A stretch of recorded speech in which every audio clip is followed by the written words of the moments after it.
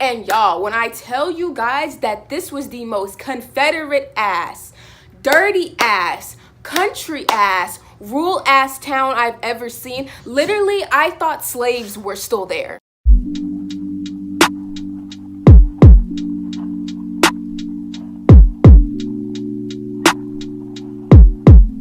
What up guys, it's Brianna here and I'm back with another video. Today's video is going to be a story time, like I said in my previous video, about the time my car, Penelope, broke down, wouldn't start, same jazz. Before I get started though, I would like to address,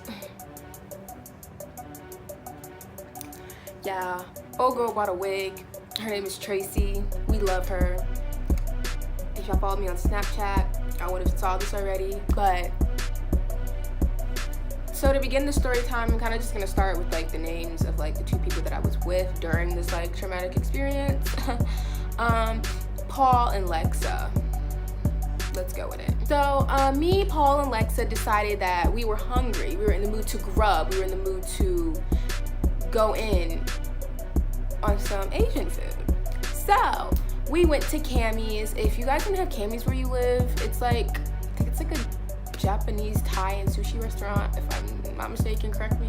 So we walk up in Cammy's and we're talking, laughing, grubbing, Snapchatting, doing our thing. So we having a great time. So then Paul suggests that we go to get some ice cream. Now I'm thinking like, okay, so like there's a nearest Brewster's or like Sweet Frog. I want some frozen yogurt or something like that. Like, that type of ice cream. I'm driving, right? And he's like, oh, we're gonna go to this place. It's not that far. It's like 10 minutes from where we're at. I was like, okay, cool. I know, all right. So I'm driving. It's like 7 going on 8 o'clock and it's summer. So, summer, it gets dark around like 8 or 9. So it's like 7:30. So like we're driving to get ice cream. So like as I'm driving, as I'm focusing on the road, I'm realizing that we're a little farther than usual. And I'm just really confused because like, you said this was a 10-minute drive. It's been like 15 minutes and we're just still going. I'm starting to get skeptical. Like, I'm not trying to have this. Like, me and Lexa is looking at Paul like, where you got us going? Cause I'm not really with it. Like, where we about to be at? So we pull up to the ice cream parlor that Paul suggested. And y'all, when I tell you guys that this was the most Confederate ass, dirty ass, country ass, rural ass town I've ever seen, literally I thought slaves were still there. We pull up to this rural ass country town and I'm just really fearing for my life because I just really feel like my ancestors were buried here and I'm just not really for it. So me and Lexa both got milkshakes and I think Paul got like an ice cream cone or something like that. We decided to like chill in my car because like the tables that were like outside of like the ice cream shop were like full and like I didn't really know the people like Paul did because apparently Paul knew him. This was partly my fault because me being a dummy, I didn't really think that this could happen, but God sure showed me. So I learned my lesson. Chilling in my car, we're listening to music, and when I'm listening to music, my car's like, it's not fully on, but it's like halfway on, so I have the air on and I'm playing music through my aux. So we're chilling, we're bumping, and it's getting dark. Like right now it's like 9, 10. It's like it's not like pitch black dark, but it's like there. We're like chilling, eating ice cream, and all of a sudden, like, it's a little too dark. And, like I said, we're in a country rural town. And I just really feel like Confederates was going to burn me to the ground. So I'm just not for it. So Lexa suggests that we turn my lights on, like my headlights. So I'm like, okay, cool. I'll turn my headlights. My headlights on, but something told me to turn my car on. So as I'm like trying to turn my car on, it's not turning on. So I'm sitting there like,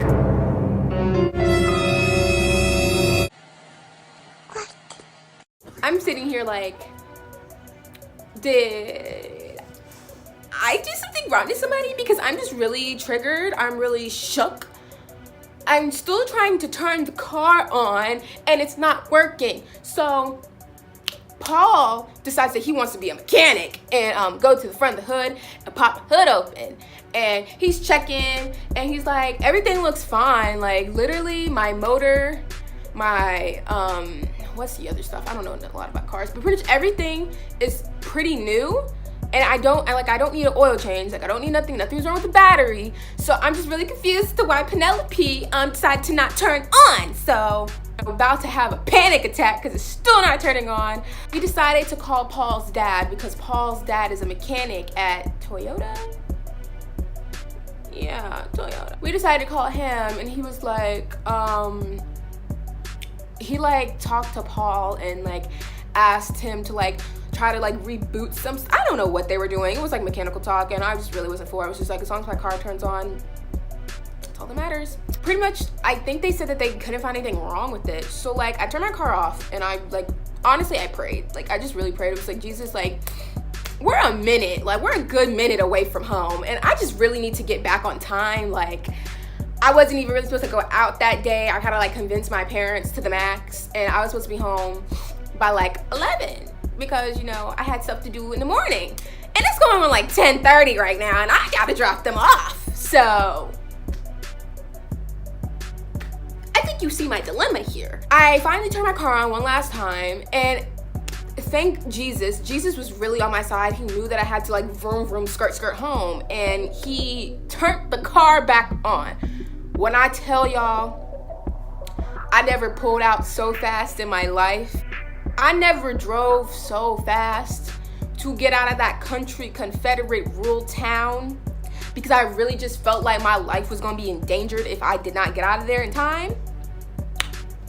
I was just so grateful. Come to find out that I really didn't have to be home by 11, and my plans canceled the next day, so I literally just kind of we all went to Paul's house after, and we kind of just like sat and watched movies all night until like I went home around like 12, and you know, wasn't that bad experience. We kind of laugh at it till this day, you know, like, oh, remember your time your car wouldn't start? I'm like, shut up. Pretty much the moral of the story is, guys, don't turn your car on to listen to music, because that was my problem. I literally had like the air on while the aux was playing. So I don't think it was just like, I think it's just I was running my air too long, and it was like, no sis, we're not starting. It's like a pretty short story time, but I just wanted to tell you guys because honestly, it was pretty scary in the moment. So, you know, I just thought, why not share it with you guys?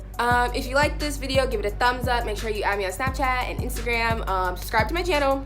You know, all the jazz. I think I'm going to sometime, like when my friends are like chill enough to like do it, and we like our schedules are all clear, I think about doing like a mukbang, I don't know what it's called. Every time I say it the way I thought it was supposed to be said, somebody corrects me. So either way, same jazz. I'm thinking about doing one of those with my friends and like calling it like mook and talk or muck and talk, you know, something like that. We're gonna come up with a little saying for it. So thinking about doing that.